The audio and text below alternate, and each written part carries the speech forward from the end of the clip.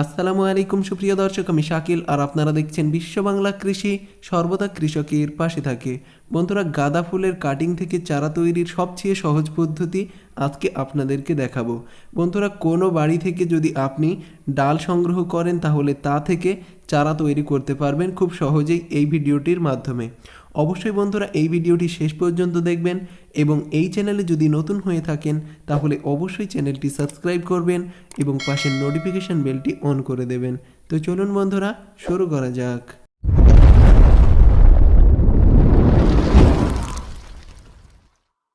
বন্ধুরা, গাঁদা ফুলের চারা তৈরি করার জন্য প্রথমেই প্রয়োজন হবে কাটিংস। আপনারা যে কোনো কাটিং সংগ্রহ করে নিতে পারেন। ঠিক এই ধরনের ডাল নেবেন বা এর চেয়ে মোটা হলেও কোনো অসুবিধা নেই, আপনারা খুব সহজেই এ থেকে চারা তৈরি করতে পারবেন। বন্ধুরা, আপনাদের কাছে যদি পুরনো গাঁদা ফুল গাছ থাকে তা থেকে আপনারা কাটিং সংগ্রহ করবেন, তাহলে নতুন যে চারা তৈরি হবে সেই চারার ভ্যালিডিটি আবার বেড়ে যাবে, আবার পুনরায় সেই গাছে প্রচুর পরিমাণে ফুল হবে। বন্ধুরা, আমি 4টি গাঁদা ফুলের কাটিং নিয়েছি। এই কাটিং থেকে চারা তৈরি করব, এজন্য প্রথমেই এই পাতাগুলিকে বাদ দিয়ে দিতে হবে।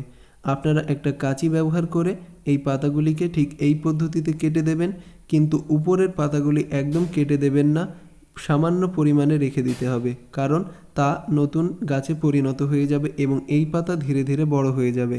আপনারা অবশ্যই ভিডিওর শেষে দেখতে পাবেন আপডেট দেওয়া আছে।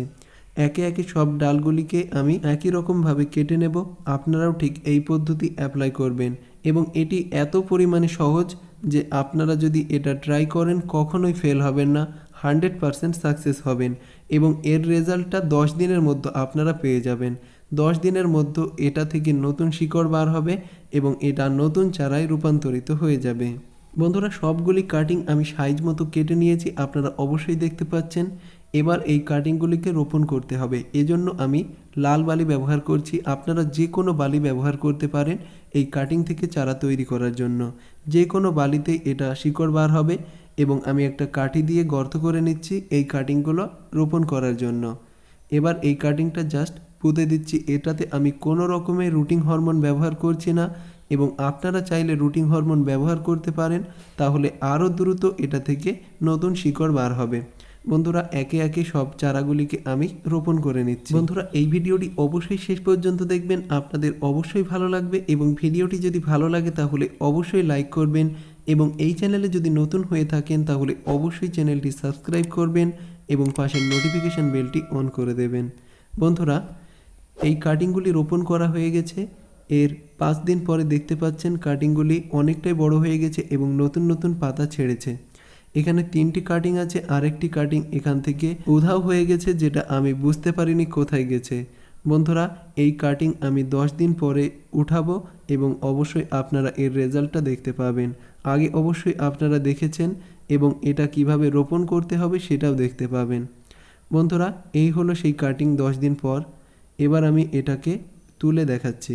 বন্ধুরা, অবশ্যই দেখতে পাচ্ছেন এটাতে শিকড় বার হয়েছে এবং এটা নতুন চারায় রূপান্তরিত হয়ে গেছে। আপনারাও ঠিক এই একই পদ্ধতিতে চারা তৈরি করতে পারবেন। আজকে থেকেই এটা তৈরি করা শুরু করে দিন এবং বীজ থেকে কিভাবে চারা তৈরি করতে হয় এই সংক্রান্ত ভিডিও যদি আপনাদের প্রয়োজন হয় তাহলে অবশ্যই কমেন্টে জানাবেন, আমি খুব দ্রুত এই ভিডিওটি আপলোড করব। বন্ধুরা, আরেকটি চারা আমি উঠিয়ে আপনাদেরকে দেখাচ্ছি। অবশ্যই দেখতে পাচ্ছেন সেই পূর্বের ন্যায় এটাতেও প্রচুর পরিমাণে শিকড় বার হয়েছে। বন্ধুরা, যে লাস্ট চারা আছে এটাকেও আমি তুলে আপনাদেরকে দেখাচ্ছি। বন্ধুরা, এটা 100% কার্যকরী এবং এই শিকড়গুলি আমি পানিতে ধুয়ে আপনাদেরকে দেখাচ্ছি। পানিটা ক্লিন করে নিলাম। আমি আঙুলের মাথায় 1 ফোঁটা ভীম জেল ব্যবহার করেছি। এবার আমি এই শিকড়গুলিকে ধুয়ে আপনাদেরকে দেখাচ্ছি। অবশ্যই দেখতে পাচ্ছেন প্রচুর পরিমাণে শিকড় বার হয়েছে আর এই চারাটিকে এবার রোপণ করতে হবে। বন্ধুরা, এই চারাটি রোপণ করার জন্য আমি কোকোপিট ব্যবহার করছি।